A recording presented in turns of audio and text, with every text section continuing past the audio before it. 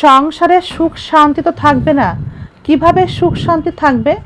নিজের স্বামীর দুঃখ না বুঝে পর পুরুষের দুঃখ বুঝলে, এভাবে শান্তি খুঁজলে ঘরের শান্তি কখনোই মিলবে না। বলতে পারবেন ধনী কে? কে ধনী? কাকে ধনী বলা যায়? যার অর্থ সম্পদ, টাকা পয়সা, গাড়ি বাড়ি, অনেক সম্পদের মালিক, সেই কি ধনী? তাহলে কে ধনী বলেন তো দেখি।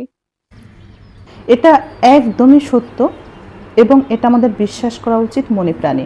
কিছু মানুষকে ভুলতে নেই, কিছু মানুষের ঋণ কখনোই শোধ দিতে নেই।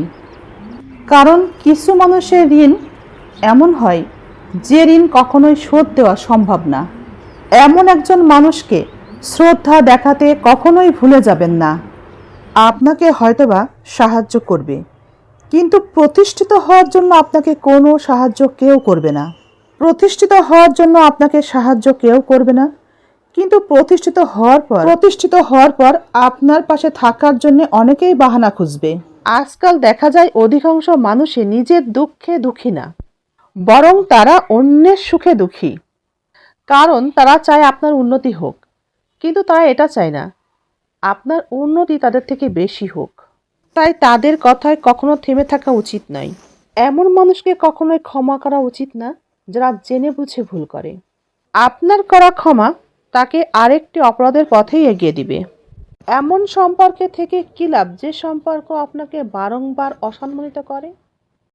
স্বামী এবং স্ত্রীর মধ্যে সবথেকে বড় পার্থক্য কি জানেন? স্বামী সেই সকল মানুষের সাথেই সম্পর্ক রাখে যে সকল মানুষ তার স্ত্রীকে পছন্দ করে না, তার স্ত্রীকে সর্বসময় অসম্মান এবং অপদস্থ করে। আর স্ত্রী সেই সব মানুষের সাথে কোনো সম্পর্কই রাখে না যেসব মানুষ তার স্বামীকে অপমান করে, অসম্মান করে। স্বামীকে যারা মর্যাদা দেয় না, অসম্মান করে, তাদের সাথে স্ত্রী সম্পর্ক রাখে না। স্ত্রীর মধ্যে যদি এই দুই ধরনের আচরণ থাকে তবে তাকে কষ্ট দিবেন না।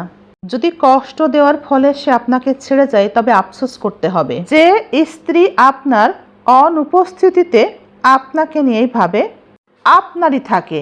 2 নাম্বার, যে স্ত্রীর সাথে ঝগড়া করেন, তাকে কষ্ট দেন, তবু সে আপনাকে পাগলের মতো ভালোবাসে। খুব পুরনো একটা কথা আছে, যদি কেউ খাবারে বিষ ঢুকিয়ে দেয় তবে তার চিকিৎসা আছে, ঔষধ আছে। কিন্তু যদি কোনো মানুষ কারো কানে বিষ ঢুকিয়ে দেয় তবে তার কোনো প্রতিকারও নেই, কোনো ঔষধও নেই, কোনো চিকিৎসাও নেই। একটা কথা কি জানো তো, তুচ্ছ তাচ্ছিল্য করার পরও যে মানুষটা থেকে যায়, চলে যায় না ছেড়ে, সে বেহায়া নয়, সে তোমাকে ভালোবাসে। যে মানুষটা তোমাকে গুরুত্ব দেয় তাকে সস্তা ভাববে না।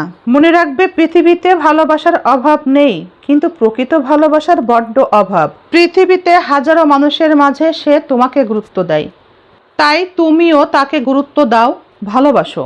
শোনার পর একটু অবাকই হলাম। আচ্ছা, যেসব স্বামীরা স্ত্রীকে বেশি ভালোবাসে সেই সব স্বামীরা সকালে নাস্তা ছাড়াই অফিসে যায় কেন বলেন তো? ব্যক্তি জীবনের উন্নতি, অগ্রগতি বা অর্জন ধরে রাখতে যেমন সত্যনিষ্ঠা ও ন্যায়পরায়ণতার প্রতি শ্রদ্ধাবান হতে হবে, ঠিক একইভাবে একটি দেশের অগ্রগতি, উন্নতি এবং অর্জন ধরে রাখতে হলে বা রক্ষা করতে হলে সেই দেশটির অধিকাংশ মানুষ সত্যনিষ্ঠা ও ন্যায়পরায়ণতার প্রতি শ্রদ্ধাবান হতে হবে।